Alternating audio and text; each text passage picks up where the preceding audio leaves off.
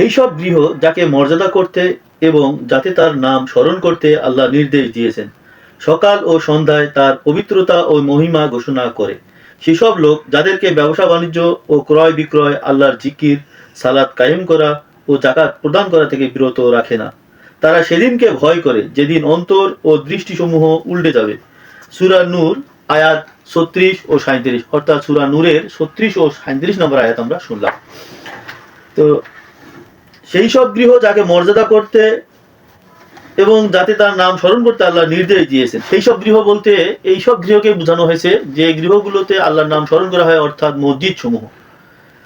তো সেই সব গৃহ যাকে মর্যাদা করতে আল্লাহ মর্যাদা করতে বলছেন, অর্থাৎ সেই পরিমাণ অবস্থান দিতে বলছেন। আল্লাহর ঘর যেরকম হলে আল্লাহর ঘর হয়, অর্থাৎ বিধিবিধান, নিয়মকানুন, আইন বিচার যেভাবে চলে সেইভাবেই হয়, এরকম একটি ঘরকে আল্লাহ নির্দেশ করছেন।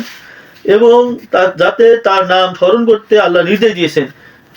এই ঘরগুলোতে আল্লাহর নাম স্মরণ করতে আল্লাহ নির্দেশ দিয়েছেন। আল্লাহর নাম স্মরণ বলতে কি শুধু আল্লাহকে ডাকা, যে আল্লাহ আল্লাহ আল্লাহ এরকম কিছু, কিংবা আল্লাহর পবিত্রতা ও মহিমা ঘোষণার যে কথাগুলো সেইটুকুই, নাকি আরো কিছু? আল্লাহকে ডাকতে যে শব্দগুলো আমরা ব্যবহার করি সেই সব শব্দগুলোর বাস্তব প্রয়োগ, আল্লাহর যে বিধান আছে, যে হিদা আছে, যে হিকমা আছে, যে আইন বিচার শাসন আছে পবিত্র কোরআনে, আল্লাহর দেওয়া বিধান, সেসব পালন করা। সকাল ও সন্ধ্যায় তার পবিত্রতা ও মহিমা ঘোষণা করে। সকাল সন্ধ্যায় তার পবিত্রতা ও মহিমা ঘোষণা করতে আল্লাহ নির্দেশ দিয়েছেন। তো সকাল সন্ধ্যায় আমরা আল্লাহর পবিত্রতা মহিমা ঘোষণা করব বিভিন্ন ভাবে, বিভিন্ন আয়াতের মাধ্যমে বা বিভিন্ন আল্লাহর দেওয়া নির্দেশনা অনুযায়ী। কিন্তু পবিত্রতা ও মহিমা ঘোষণা শুধু করলেই হবে, নাকি সেই অনুযায়ী কাজ করতে হবে? যে কথাগুলো আমরা বলি তার অর্থগুলোকে আমরা বুঝে বুঝে আমাদেরকে বাস্তব জীবনে আমাদের কি প্রয়োগ করতে হবে।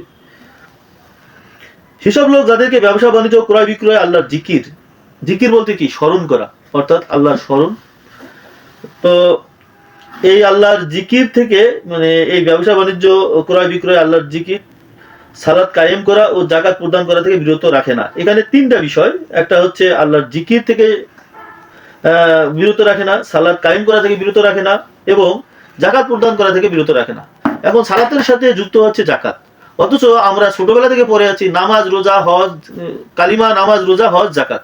তো জাকাত কি 5 নম্বরে, অথচ কালিমার পরে যে নামাজ, নামাজের পরে কি জাকাত।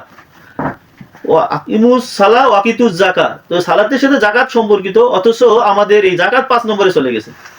জাকাতের আজকে কোনো ব্যবস্থা নাই মসজিদে। মসজিদ ভিত্তিক যে সমাজ ব্যবস্থা, সেখানে যে সালাতের সাথে যে জাকাতের যে ব্যবস্থা থাকবে, সেই ব্যবস্থা আমরা আজকে তুলে ফেলছি।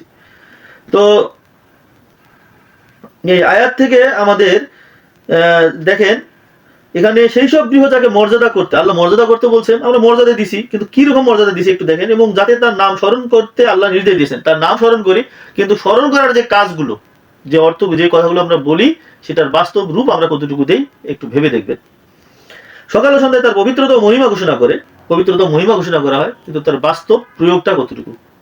সেসব লোক যাদেরকে ব্যবসা বাণিজ্য ও ক্রয় বিক্রয়, আল্লাহর জিকির, আল্লাহর স্মরণ, সালাত কায়েম করা ও জাকাত প্রদান করা থেকে বিরত রাখে না। এখন কথা হচ্ছে, সালাত কায়েম বলতে সালাত হচ্ছে নিবিড় সংযোগ, আষ্টে পৃষ্ঠে লেগে থাকা, আল্লাহর পবিত্রতা ও মহিমা ঘোষণা করা। তো এই যে সালাত, এখন কায়েম, কায়েম মানে হচ্ছে কি প্রতিষ্ঠিত করা, বাস্তব রূপ দেওয়া, বাস্তব প্রয়োগ করা।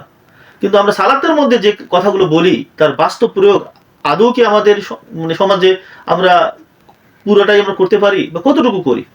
তো সালাত কায়েম যেটা, এই সালাত কায়েমের সঙ্গে জাকাত প্রদান করা থেকে বিরত রাখে না। তার মানে জাকাতের এটা ব্যবস্থা থাকবে। তো মসজিদে আমাদের যত মসজিদ আছে, এই মসজিদগুলোতে কি জাকাতের ব্যবস্থা আছে? যে জাকাতের মাধ্যমে এই সমাজকে যে চালিত করা হয়, সেটা কি ব্যবস্থা আছে? তো এই আয়াত থেকে আমরা যে জিনিসগুলো জানলাম, সেসব আসলে যদি আমাদের থাকে তো ভালো, আর যদি না থাকে সেই কাজগুলো আমাদেরকে করতে হবে। তো ধন্যবাদ সবাইকে সূরা নূরের 36 ও 37 নম্বর আয়াত শোনার জন্য। আসসালামু আলাইকুম।